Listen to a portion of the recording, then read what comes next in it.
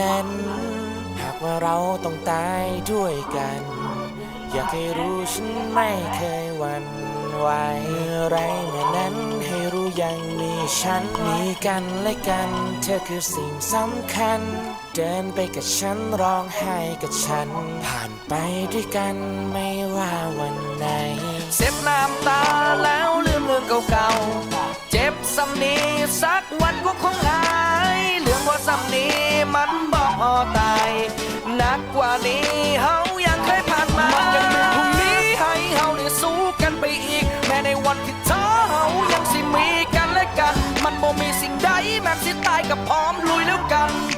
ถึงว่ามันสิบ่รวยถึงว่ามันสิบ่รวยก็ซ้ำจะเป็นสัตว์ระเบิดทำไมเราวันสวรรค์เลือกใครปฏิทินเลือกชะตากำหนดเพื่อใครคนจะกับพยักกับพลพักเพื่อนตายสู้จนสุดท้ายไม่ว่าเรื่องใดตะวันออกกับตะวันตกก็มีแต่กันเลยยันมิตรจะไปใต้หรือว่าเป็นเนื้อก็มีแต่คนเชื่อใจไม่สารหรือว่าประกันก็มีแต่เพื่อนและพันธมิตรจะไปที่ใดก็จะพยักกับเสือสมิงเรื่อยไป I'm a motherfucker city boy everybody got the cause me cruel pistol and every day they call me what you gonna do when them see me flip flow everybody gonna know me professional all a motherfucker what you waiting for put the winner put them on me get it right with the terminate and sleep he can sprint show อยู่ใต้ดินใต้ตมแต่เบ่งบานเหมือนบัวเสือเวลาหมอบไม่ได้แปลว่าเสือกลัวให้เสือรวมกันศัตรูมันไม่เหลือชัวไม่รู้มีแต่ใจกับอาวุธทั้งเนื้อตัวเกิดมาทั้งทีต้องได้ดีเมื่อยังเป็นอีก300 ปีคนเขาจะได้ยังเห็นให้คนทั้งหลายรู้ว่าเราคือใครให้ชีพมันลายต้องสร้างชื่อหรือไปหากอะไรไม่เป็นดังฝันหากว่าเธอต้องเจออย่างนั้นหากว่าเราต้องตายด้วยกันอยากให้รู้ฉันไม่เคยหวั่นไหวอะไรเมื่อนั้นให้รู้ยังมีฉันมีกันและกันเธอคือสิ่งสำคัญเดินไปกับฉันร้องไห้กับฉันผ่านไปด้วยกันไม่ว่าวันไหนเจ็บน้ำตาแล้วลืมเรื่องเก่าๆเจ็บซ้ำนี้สักวันก็คงหายเรื่องว่าซ้ำนี้มันบอกพอตายหนักกว่านี้เฮายังเคยผ่านมามันยังมีพรุ่งนี้ให้เฮาได้สู้กันไปอีกแม้ในวันที่ท้อเฮายังสิมีกันและกันมันบ่มีสิ่งใดแม้สิตายกับพร้อมลุยแล้วกันถึงว่ามันสิบ่รวยถึงว่ามันสิบ่รวยแค่มึงมองดูแขนมึงและมองดูขามึงพอถ้าเกิดว่ามึงยังมีมันอยู่นี่ไม่ใช่เวลาท้อกูเคยเห็นคนขาขาดรับจ้างล้างจานเลี้ยงครอบครัวเพราะงั้นถ้ามึงยังมีแขนขาครบมึงไม่มีสิทธิ์กลัวทุกอุปสรรคมันต้องใช้ความพยายามแก้ไม่ใช่ว่าแบบเจอทางตันเข้าหน่อยก็ฉันยอมแพ้เพราะบางทีการเจอทางตันมันไม่ได้หมายถึงมึงต้องหันหลังเพราะบางทีการเจอทางตันมันหมายถึงมึงต้องพังทลายมันโอกาสคือสิ่งที่มึงต้องไล่ตามล่าไม่ใช่ว่านอนอยู่เฉยๆแล้วรอให้มันมาหาถ้ามัวรอแต่เทวดาเสกฝันนั้นให้ถ้าเทวดาปีกหักแล้วมึงจะทำยังไง